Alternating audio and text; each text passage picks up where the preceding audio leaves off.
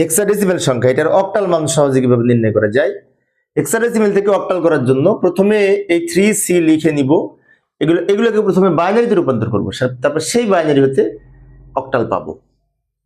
Hexadecimal 4 বিটের code, তো এগুলোর সমকক্ষ 4 বিট বাইনারি মান লেখার জন্য আমরা একটা কোডের হেল্প নিতে পারি 8421।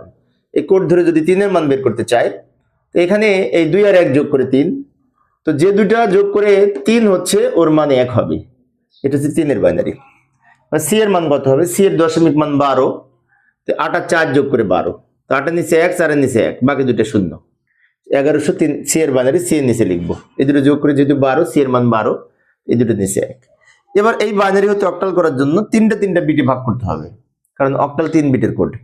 তো 1 2 3 এই তিনটা আগে লিখলাম, এবার 1 2 3 এই তিনটা লিখবো, দুইটা শূন্য বাকি থাকে, এই বাম পাশে আরেকটা শূন্য দিয়ে 3 বিট তৈরি করে নিব। এবার এগুলোর সমকক্ষ অক্টাল লেখার জন্য আমরা একটা কাজ করতে পারি, এই 4 পর্যন্ত লিখতে পারি, 421 এই কোড ধরে করতে পারি। এই কোড ধরে যদি এটার মান বের করি, শূন্যের মান 0, তিনটায় যেহেতু 1, তাই তিনটা যোগ হবে, যোগ হয়ে 7 হবে। এখানে যদি একটি মাত্র 1 প্রথমে আছে, 4 এর স্থলে 1, তাই 4 হবে, একটা 1 থাকলে যেখানে থাকবে সেটা হবে। উত্তর হবে 74। ভিত্তি 8 হবে, কারণ অক্টাল সংখ্যার বেজ 8।